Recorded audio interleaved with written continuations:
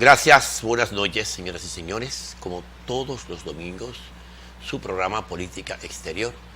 Hoy tenemos el grato placer de contar con la presencia del señor embajador de la República Oriental del Uruguay, el doctor Álvaro Gallardo, embajador plenipotenciario del Uruguay ante la República Dominicana. Bienvenido, señor embajador, a su programa Política Exterior. Muchas gracias, querido amigo. Esto es una muestra más de lo que más nos sorprende cuando llegamos a prestar servicio en República Dominicana, y es la hospitalidad de este país. Hospitalidad que en un canal de televisión es especialmente apreciada, ya que sabemos bien que lo importante que es esta oportunidad de un poco darnos a conocer y compartir nuestro país con el país en el cual se difunde este programa. Gracias. Todo el planeta, por las redes sociales, internet y otras conexiones. Sí. Señor embajador, ¿cuál es su experiencia? ¿Cuáles son sus impresiones? ¿Cuál es su espacio de tiempo en República Dominicana? Bueno, ya hemos llegado el último día de mayo del año pasado. La primera impresión fue justamente esa, la relativa a la hospitalidad. La hospitalidad de los dominicanos, tanto el dominicano de la calle como a nivel oficial, como a nivel de las amistades y del ámbito diplomático, es apabullante. Nos hemos sentido muy bien. Era un país en el cual no habíamos vivido antes. Había estado de pasada en 2 oportunidades, pero siempre trabajando y sin posibilidad de ver nada. Y esto ahora para mí es una oportunidad que tengo de compenetrarme un poco más con la vida de la República Dominicana de hoy. Obviamente que por determinados periodos históricos que vivió República Dominicana, hemos leído mucha cosa, pero nunca habíamos tenido esta oportunidad. Vemos un país que ha cambiado mucho en las últimas décadas. Estábamos hablando recién poblacionalmente cómo ha cambiado, pero también la economía, cómo su presencia internacional en este momento se encuentra en el Consejo de Seguridad de Naciones Unidas, nada menos. Yo estaba en la OEA, en Washington, en nuestra misión ante la OEA, y tenía mucho contacto también con el trabajo de la misión de República Dominicana ahí, y quedé muy bien impresionado con la labor que desarrollan. Muchas gracias. ¿Cuál es, al día de hoy, el nivel de relaciones comerciales, culturales, políticas, sentido general de la República Dominicana con el Uruguay? Bueno, quiero destacar que casualmente en el último año hubo 2 visitas, una visita del canciller Vargas Maldonado a Uruguay, y luego en reciprocidad el canciller Nino Noboa de Uruguay aquí a Dominicana. Eso es una señal, me parece, y ya genera una continuidad. Es una señal de reactivación de las relaciones, que no es obra mía, sino que es consecuencia de lo que mis antecesores han hecho, pero también de la iniciativa que le está imprimiendo el canciller Vargas Maldonado, y también un poco de la parte de Uruguay. Han trabajado sobre 2 o 3 aspectos fundamentalmente. Uno es el tema del intercambio de visitantes de Uruguay acá y de acá hacia Uruguay, el tema de las visas. También han creado un principio de grupo de trabajo para ver cómo podemos mejorar la relación comercial, que es muy esporádica, muy sincopada, digamos, ¿no? Hay años en que hay bastante, hay años en que no hay nada. El año 2017 fue un año bueno comparado con otros, y donde estuvo muy pareja, muy equilibrada la balanza comercial. pero no hay un flujo normal, que eso sería, me gustaría que al final de mi ejercicio pudiéramos lograr algo. Lo básico es que no tenemos todavía ningún acuerdo tributario y eso es un obstáculo para el comercio en todos lados, ¿no? Definitivamente. ¿Y el intercambio turístico? ¿Cómo se percibe? Son dos países con dos polos turísticos, ¿no? Sí.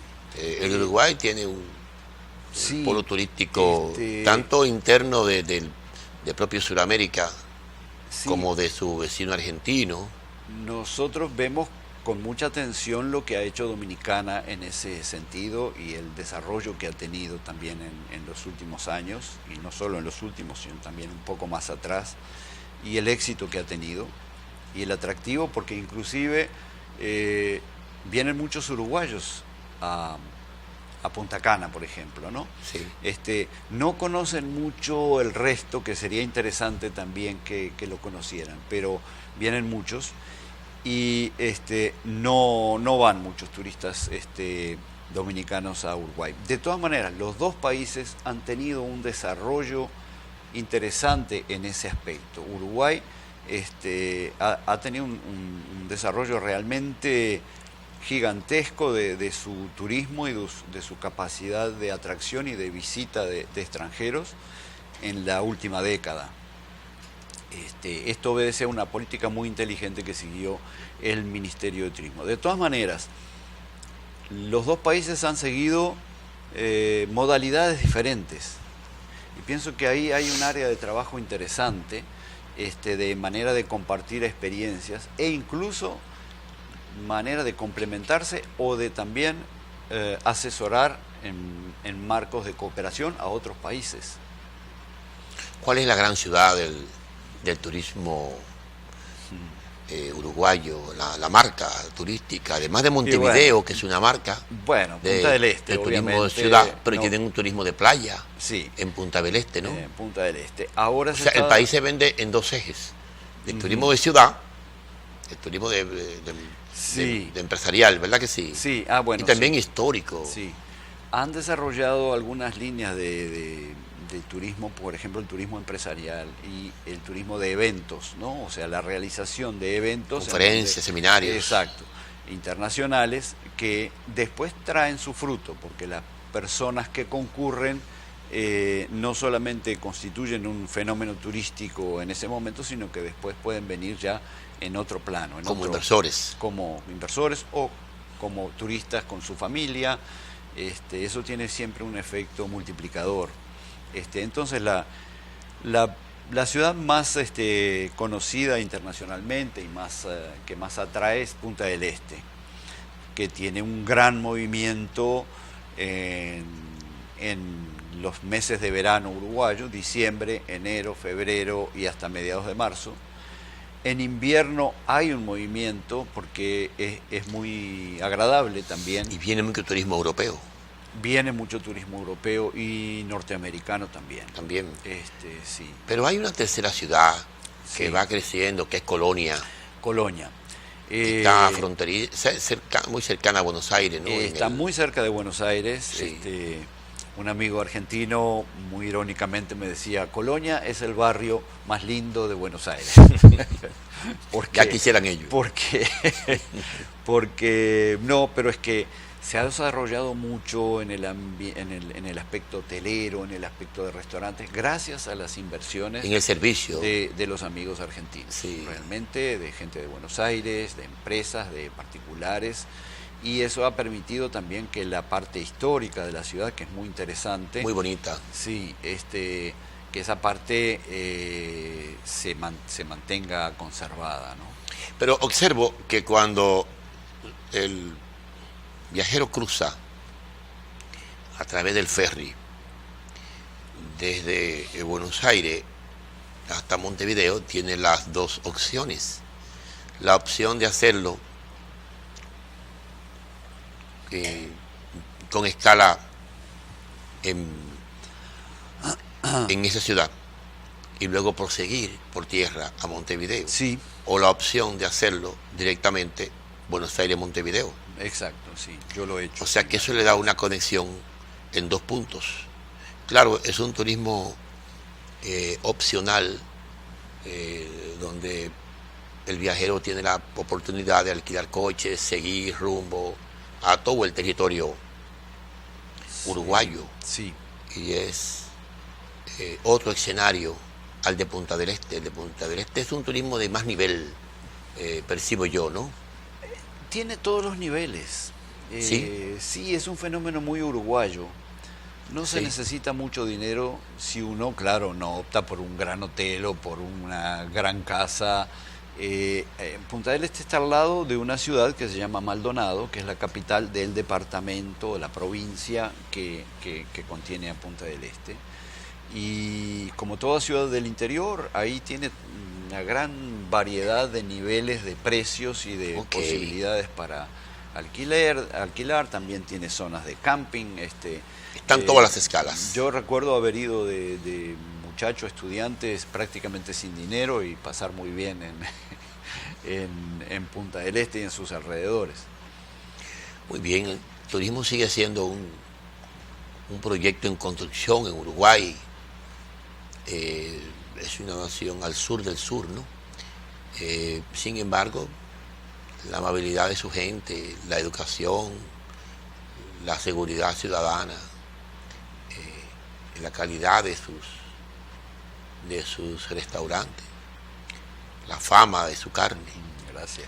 de sus vinos, lo hace un lugar irremediablemente a visitar. Todo el que va, ya sea a ese recorrido de Chile, Argentina y Uruguay, termina irremediablemente bajo el encanto de la seguridad que transmite esa gran nación del sur de América. Señor embajador, la fuerza económica de Uruguay proyecta un cambio en su modelo de desarrollo. Proyecta otros sectores emergentes que han ido creciendo, que no estaban aparentemente previstos, pero que el motor de la economía los ha encendido. Exacto. Yo sé que es una nación de 174.000 kilómetros cuadrados, 3 veces República Dominicana y algo más, 3 veces y El Salvador.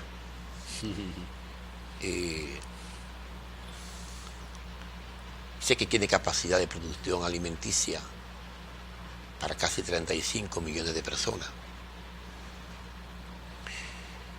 Y sé que tiene una población de 3 millones y pico de habitantes, o sea, menos de la tercera parte de lo que hay en República Dominicana, con 3 veces el territorio, lo que quiere decir 9 veces. Porque aquí tenemos 11 millones, entonces tenemos Sí. 48 mil kilómetros. Allá hay 3 millones y hay 178. ¿De dónde viene esa cultura productiva? ¿Cómo es posible que una nación con una proporción tan pequeña de productores agrícolas, porque sucede lo mismo que en Dominicana, más del 70% de la población vive en las grandes ciudades? Entonces, ¿cómo es posible que esa ínfima proporción de productores tenga la capacidad de generar alimentos para 35 millones de personas? ¿Cuál es la clave de todo? ¿Es una cultura histórica de Sí, producción? sí, tiene que ver con la historia, que no quiero hacerla larga la historia siempre es larga, ¿no? Siempre. Pero esto viene de la época en que los primeros viajeros españoles pasaron por ahí en alguna vez y catalogaron toda esa región como tierras de ningún provecho. Posteriormente, en otra expedición, un señor Hernando Arias de Saavedra, Hernandarias, se le ocurrió dejar una cierta cantidad de ejemplares de vacunos, machos y hembras. Y eso quedó Silvestre. décadas y décadas y décadas, y después vinieron otras expediciones y se encontraron con que había una riqueza impresionante. Ese ganado se había reproducido en forma silvestre En ese momento la riqueza era pura y exclusivamente el cuero. Y Uruguay No la carne. nació gracias al cuero, a los grupos que venían simplemente a matar animales, sacarles el cuero, salarlos y llevarlos para Europa. Impresionante, ¿no? Impresionante. Entonces, tenemos una riqueza básica que ya estaba ahí, ganadera. Nacieron automáticamente con la riqueza sembrada. Exactamente. Por supuesto que si uno explota algo, eso genera un puerto, genera una vía de comunicación, etcétera, etcétera. Hay una corriente y llega un momento en que se empiezan a fundar las ciudades, etcétera. Ahora, en cuanto a la producción, a la vez las condiciones climáticas, con un régimen de lluvia muy benévolo, a pesar de los cambios que estamos teniendo en esta época, también con una hidrografía que cubre de forma muy pareja y completa el territorio, o sea, hay agua, las tierras son fértiles, el 93% de la tierra es cultivable. 93. Uf. Es casi todo, o sea, algún pedrusco por ahí que no se puede cultivar o alguna franja de arena en la playa. Impresionante. Entonces, y después, las masas de inmigrantes que llegaron, toda era gente con un espíritu de salir adelante, gente muy humilde, gente de trabajo en general, a los que iban obteniendo determinadas parcelas, que destinaron, viendo cuáles eran las condiciones, a la producción agrícola. Entonces, básicamente de España, Italia. España, Italia, sí, exactamente. Esencialmente, ¿no? Sí, y después de Europa, de otros países, pero ya en menor proporción. Hay una cultura, señor embajador, no importa cómo esté la economía, si está buena o si no está buena, hay una cultura, hay una actitud del uruguayo a emigrar. Sí. ¿Cuál es la razón? Porque si tu país está bien, ¿por qué quieres emigrar? Yo siempre me he hecho esa pregunta. Yo recuerdo que conocí a Montevideo en el primer viaje de mi vida que hice, enviado por un gran líder político que ya se marchó, José Francisco Peña Gómez, a entregarle una carta a Wilson Ferreira, que estaba detenido en una prisión. No. Entonces yo no sabía el riesgo que corría en la época de los generales. Recuerdo que crucé de Buenos Aires a Montevideo en el ferry. Bueno, y lo visité en la cárcel, le entregué la carta que le envió el doctor José Francisco Peña Gómez. Y me llamaba la atención.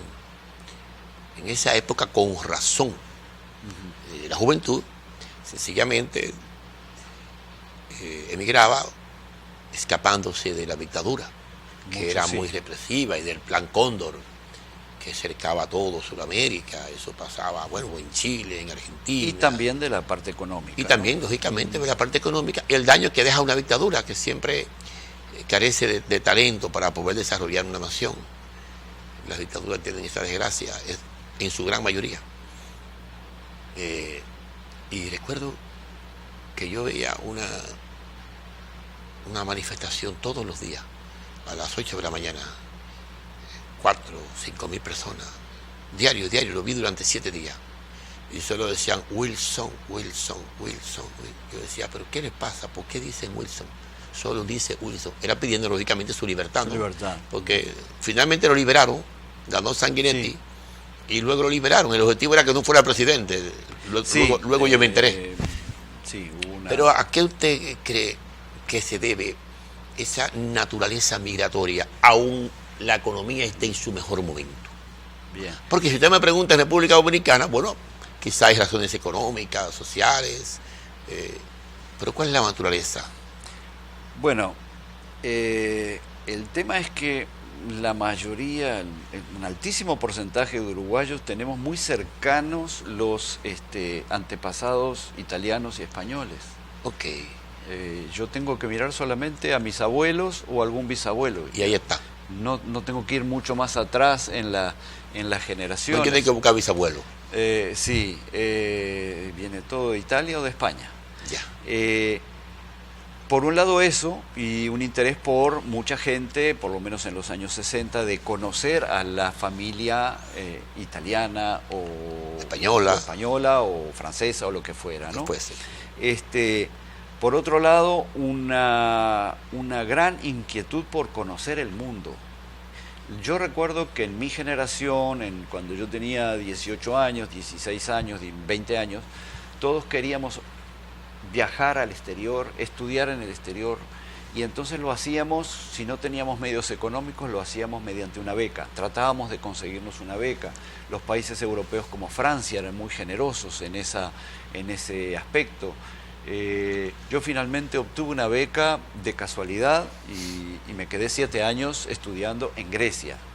Soy licenciado en filología, especializado en lengua y literatura griega moderna. En Atenas. En Salónica. En Salónica. En la Universidad Aristotélica de Salónica. Pero yo soy solo un ejemplo de toda esa generación mía que quería viajar porque le interesaba la cultura del mundo, los otros idiomas. ¿Qué pasa? Cuando las dificultades son grandes en su país, usted tiene una beca en otro país y al final se queda. Irremediablemente. Primero, y más cuando hay una dictadura militar.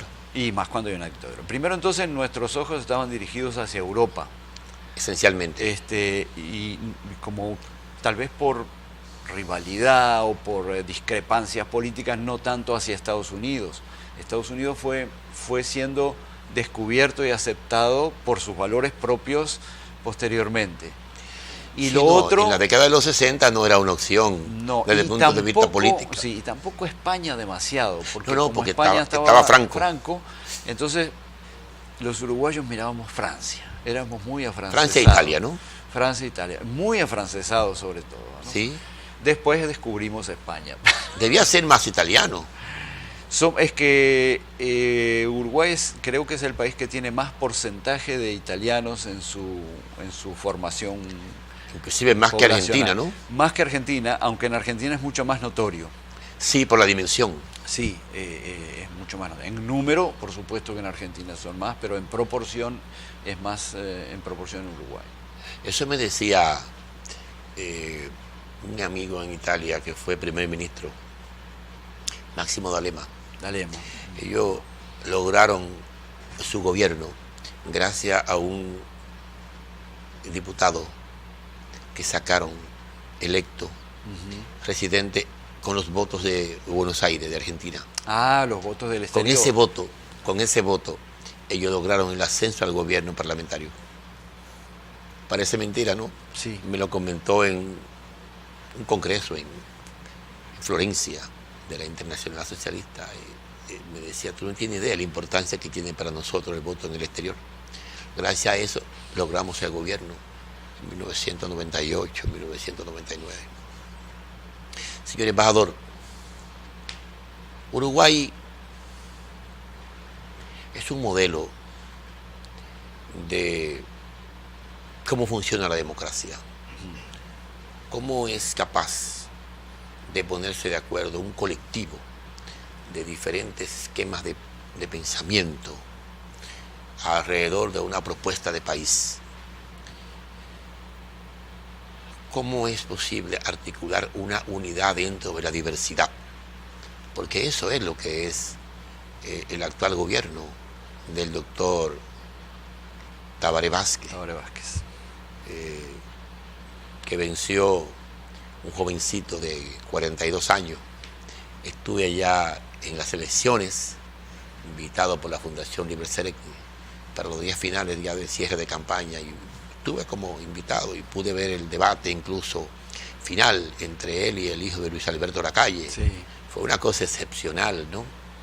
Porque se quería colocar la campaña entre un señor de la tercera edad contra un chicuelo jovencito, pero el doctor Vázquez lo llevó al terreno de la eficacia gubernamental, no al terreno generacional.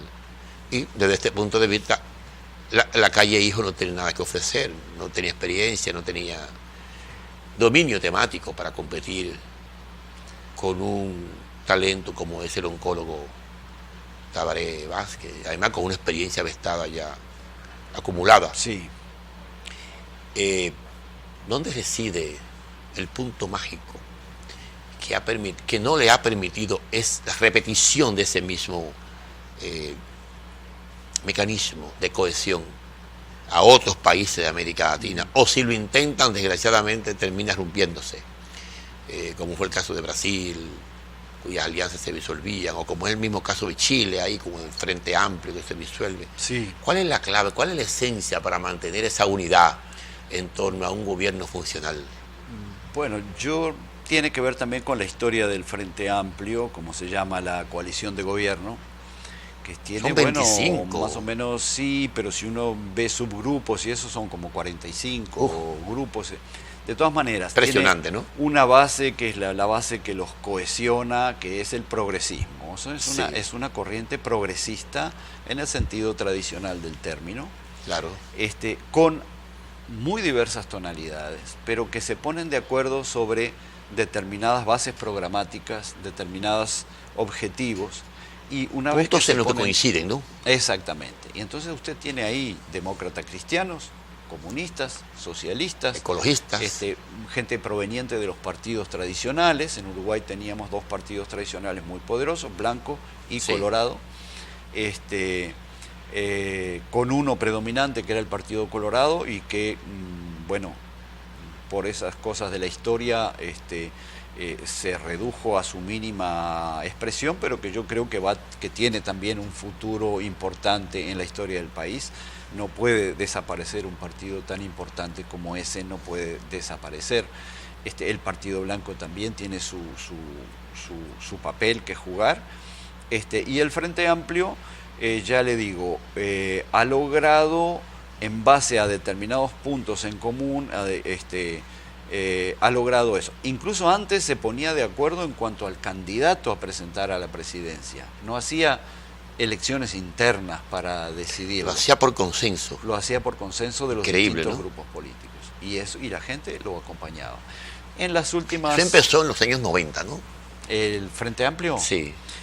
El Frente Amplio cuando logró la alcaldía de Montevideo. En febrero del 71. Y digo, pero cumplió 48 años. Sus primeras victorias fueron a partir de 1990. Claro, después vino una dictadura que obviamente fue la parte más golpeada, ¿no? Todos fueron golpeados, todos los partidos políticos fueron golpeados, pero el Frente Amplio particularmente por ser un partido donde predominaba la izquierda. Y hasta que se produce la victoria del año, ayúdeme, 2005. Ese fue 2004-2005. Ahí está. Ese fue. En 2004 fueron las elecciones, y en 2005 asume Tabaré Vázquez como. Y ahora ya está terminando el tercer quinquenio del Frente Amplio y veo los eslogan preelectorales que dicen vamos por el cuarto. Vamos a ver. No sé, toda coalición, todo partido tiene su desgaste en el gobierno, irremediablemente, ¿no? Entonces, no sé si eso lo afectará o lo está afectando al partido de gobierno, pero los uruguayos estamos siempre tranquilos respecto a que, sea cual sea el gobierno, hay unas sendas muy profundamente trazadas y que van a ser seguidas, que no han sido impuestas, sino que han sido... con las cuales están de acuerdo todos los uruguayos. O sea que hay una hoja de ruta, hay una hoja de digamos, ruta trazada en términos políticos y social, que está debidamente consensuada con todas las fuerzas políticas emergentes. No consensuada explícitamente, pero implícitamente. Sí, hay toda una tradición que indica que no va ruta a dar bandazos, como dice Enrique Iglesias, el ex director del O sea que no habría un viraje hacia el neoliberalismo, no había un nivel de contradicción entre el modelo actual y, digamos, un modelo más neoliberal. Lo que cambian, son los lo factores. Que puede cambiar, sí, es sí, lo que usted acaba de decir, un modelo más neoliberal, pero no extremo. no No salvaje, tenemos. no salvaje. Ok, Es lo que yo pienso y espero si sucede algún cambio, ¿no? Pero como es natural, un partido de izquierda va a dar más y más preeminencia a las políticas sociales. Está el asunto del el equilibrio a mantener entre lo que es el gasto social y el gasto que rinde dividendos, ¿no? claro. Depende de quién vaya dirigida la Exacto. intención del desarrollo económico. Exacto. Sea hacia los monopolios o sea hacia los grandes sectores intermedios. Entonces, en este escenario, observo la gran conferencia internacional de Montevideo, el llamado Grupo de Montevideo, que no tiene nada que ver con el Círculo de Montevideo, Sí. que es otro tema. Sí. Pero estoy viendo el rol mediador que empieza a jugar la diplomacia uruguaya, lo cual lo coloca en primer orden a nivel mundial. No solamente desde el punto de vista de lo que significa para la marca Uruguay estar en primer orden en el escenario global del conflicto internacional que en este momento afecta a América Latina, sino la coincidencia con su propio pensamiento, con su propia manera de visualizar la solución de los conflictos, en conjunción con México, con la Unión Europea, específicamente con la ministra de Exteriores de la Unión Europea, la italiana Federica Mogherini, y con otras naciones también del hemisferio. Exacto. Y otros ministros de Exteriores se han reunido en estos días en Montevideo y han decidido jugar un rol de mediadores en esta contradicción que se ve en Sudamérica. ¿Piensa usted que tendrá sus efectos positivos el papel de ese nuevo espacio que se abre para la búsqueda de una solución? Bueno, todos los analistas coinciden en que estamos en situaciones inéditas en varios aspectos. Yo creo Un poco que, difícil, ¿no? Sí, la posición uruguaya es intentarlo todo. O sea, no dejar de intentar salidas, aunque intentos anteriores hayan fracasado. Volver a intentarlo. Volver a intentarlo, hacer todo lo posible para que la salida que se elija, o sea, estoy hablando de salida porque la situación es una situación grave, hay una situación de enfrentamiento, eso difícil. Requiere una salida. Entonces, Uruguay trata, independientemente de la opinión que podamos tener individualmente cada uno de nosotros los diplomáticos, ¿no? Claro. Que estamos al servicio de nuestro gobierno, pero Uruguay está tratando de que si hay una solución, esa solución sea con el menor derramamiento de sangre posible, que no se llegue al enfrentamiento y a la muerte de tantos y tantos civiles como pueden acontecer. Que son las víctimas finalmente. Que son las víctimas finalmente.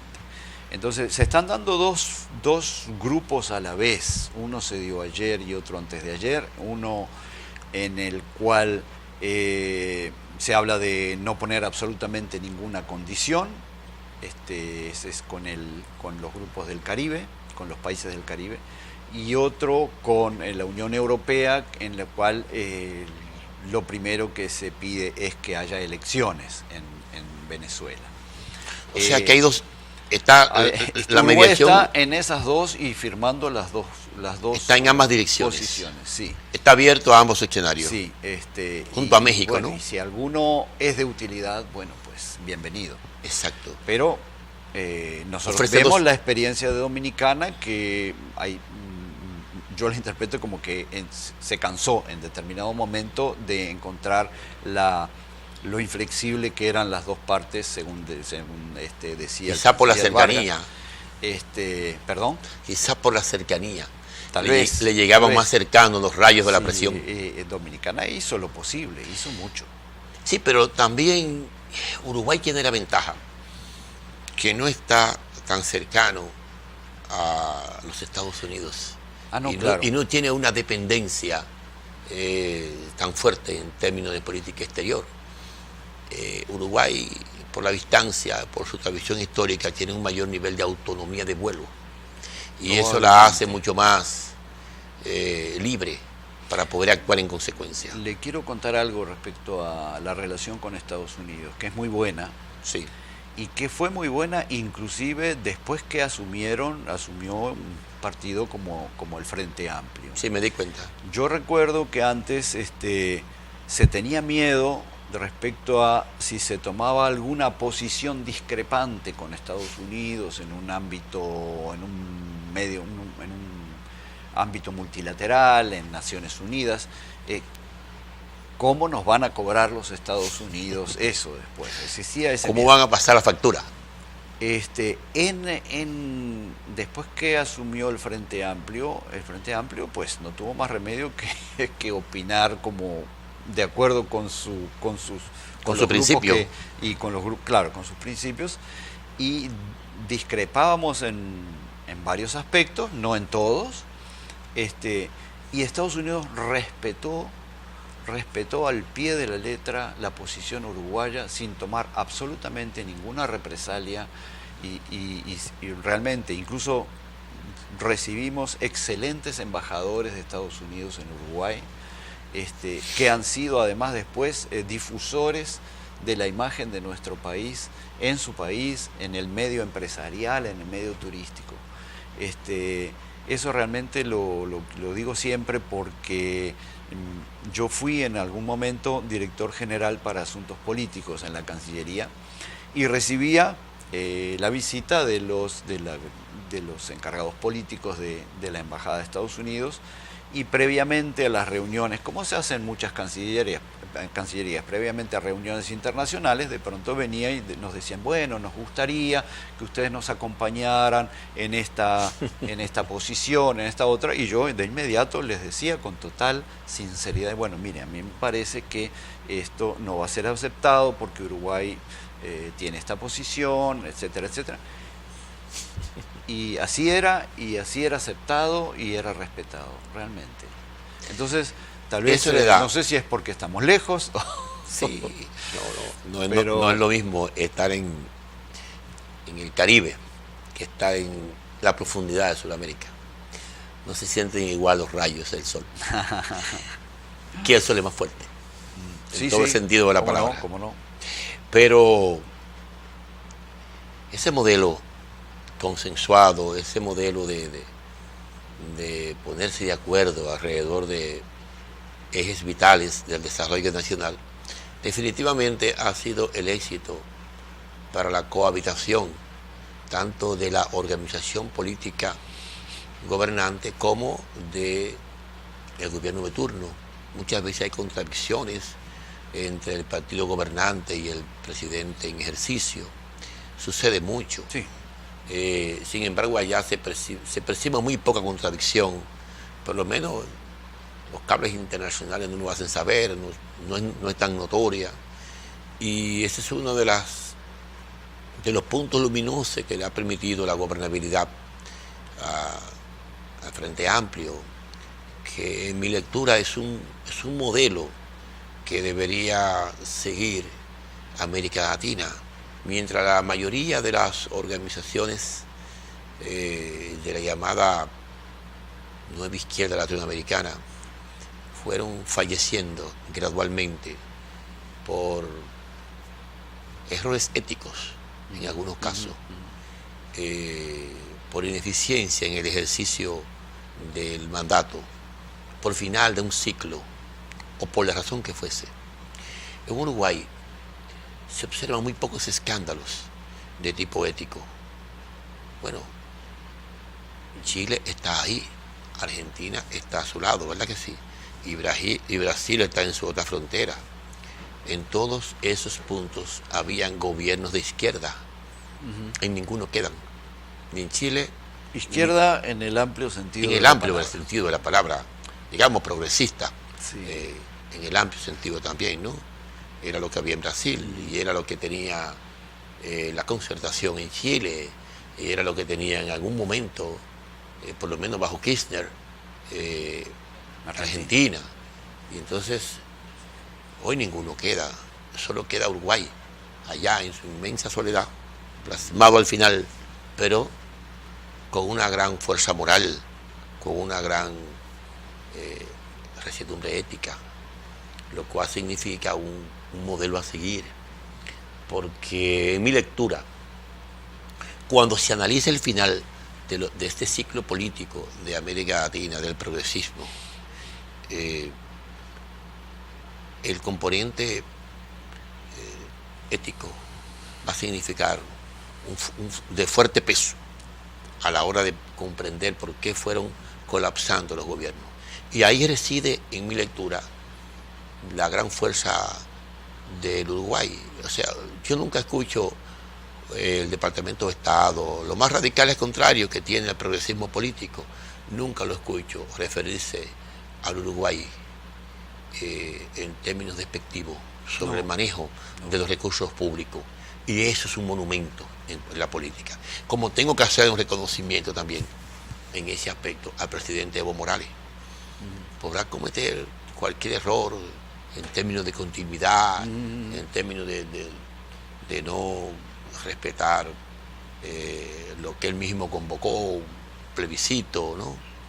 Referéndum, pero nadie puede negar el desarrollo económico, la estabilidad macroeconómica y la pulcritud ética con que él ha gobernado esa nación empobrecida,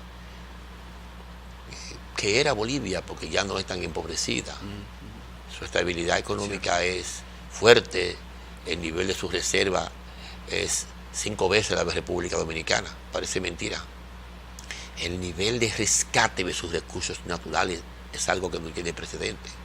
Cobraba 250 millones de dólares a las compañías transnacionales anualmente y hoy cobra 13.500 millones, lo que quiere decir un fuerte rescate. ¿Cómo no? O sea, una locura lo que estaba pasando en Bolivia.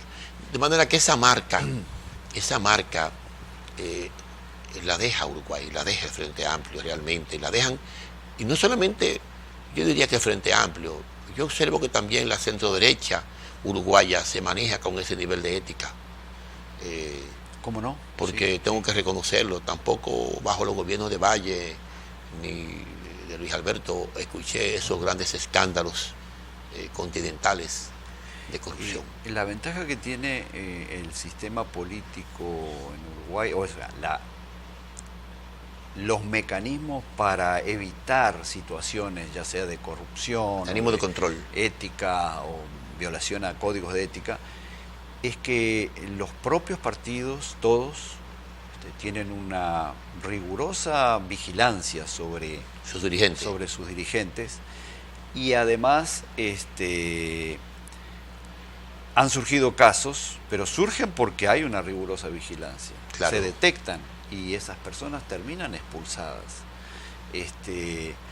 Y los casos son muy pocos. Ahora hay un caso que quiero mencionar, para que vea hasta dónde llega la capacidad del control ético de las personas. El propio vicepresidente de la República tuvo que renunciar por una cuestión que se puede traducir en unos pocos miles de dólares. Algo infantil. Algo que en otro lado puede decir, bueno, fue un error o fue una...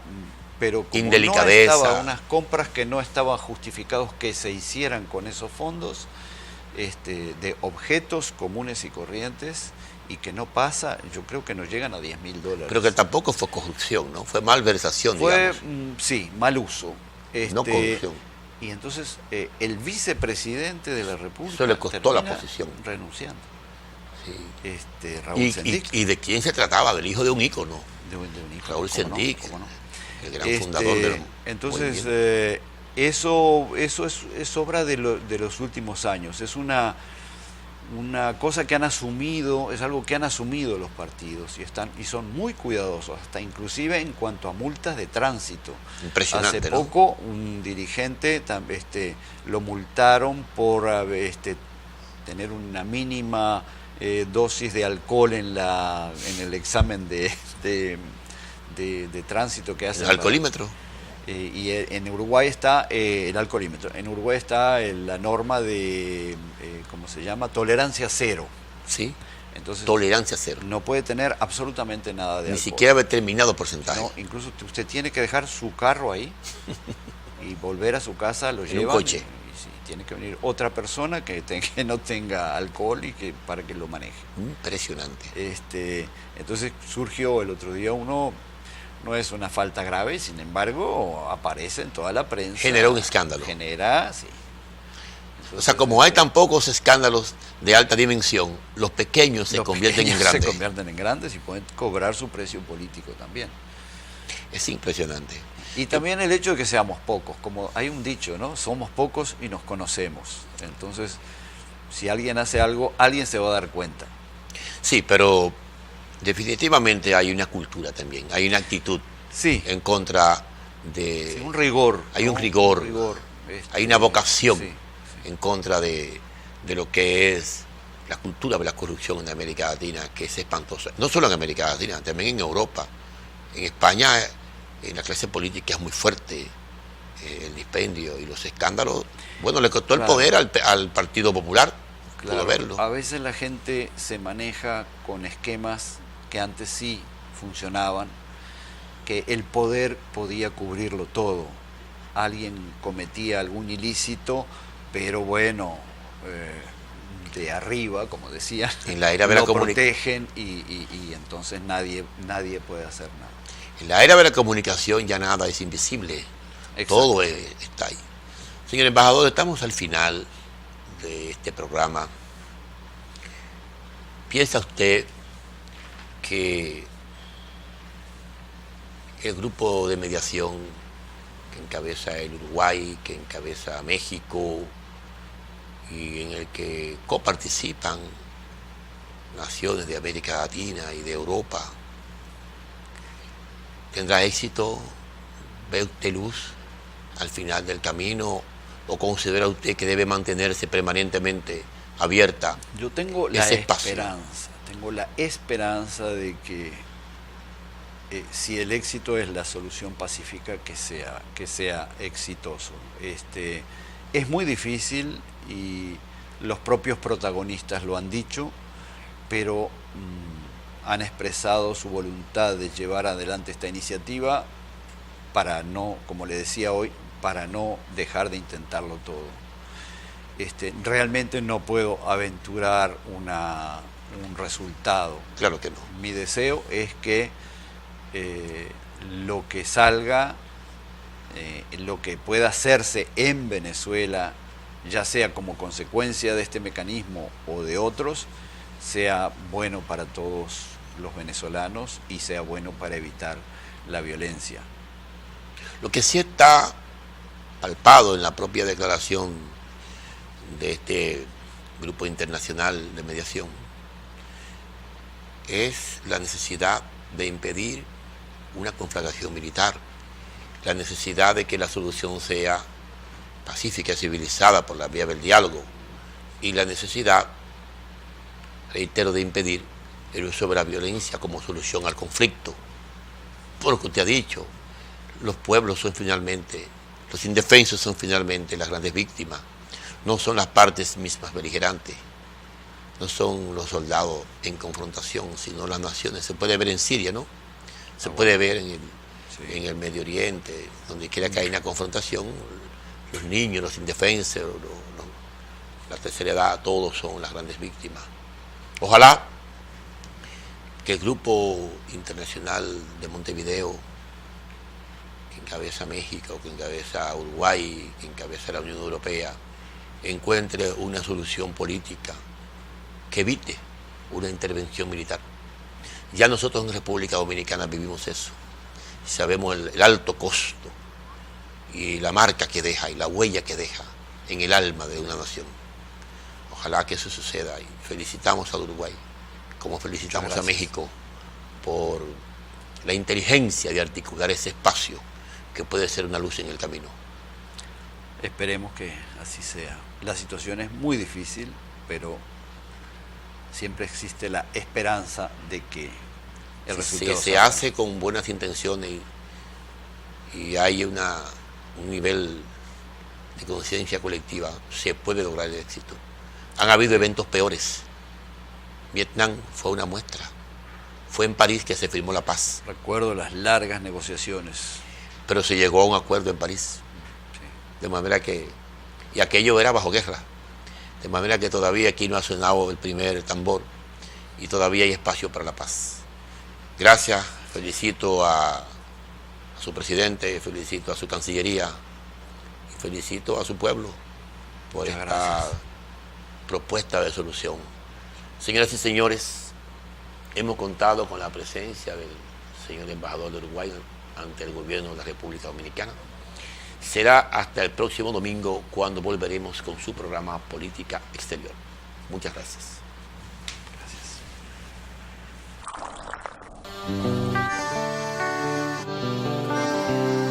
Desde mi ventana veo todo un pueblo, veo sus raíces y sus tradiciones y siento el aroma ese que enamora, que nos da la fuerza, sabor a café. Y en toda la tierra reina la esperanza, también los recuerdos que nos hacen crecer. Estés donde estés, nos une el aroma que sabe a café. Café Santo Domingo, sabor que empieza en el aroma. Estés donde estés, nos une el aroma. Café Santo Domingo, sabor que empieza en el aroma. Tu café de siempre.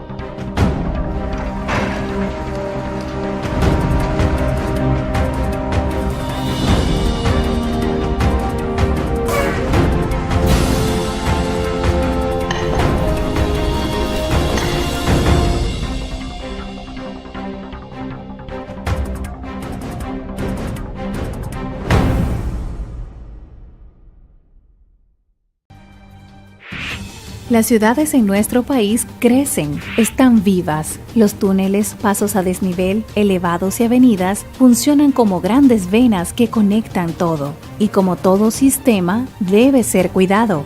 En el Ministerio de Obras Públicas y Comunicaciones tenemos brigadas dedicadas exclusivamente para la limpieza de invernales, reconstrucción y construcción de alcantarillas, mantenimiento a túneles y elevados, trabajando de sol a sol las 24 horas los 7 días de la semana. Nuestra meta es cuidar la inversión que hemos hecho todos los dominicanos en estas obras. Tú puedes ayudarnos a cuidar lo tuyo. No lances basura en la calle. Así las alcantarillas se mantendrán limpias y funcionando correctamente. No pintes en las paredes, ni las maltrates. Y finalmente, no motores ni vehículos pesados en los elevados y túneles. Vamos, anímate a hacer la diferencia. Juntos, mantengamos el corazón de la ciudad latiendo fuerte. Ministerio de Obras Públicas y Comunicaciones. Más que construcciones, somos servicios. Lista para el deporte. Como en el play, pero en casa.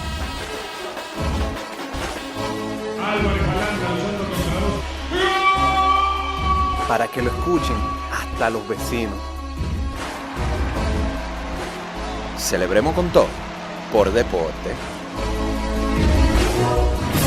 Plaza Lama, la super tienda. ¡Alcanzó!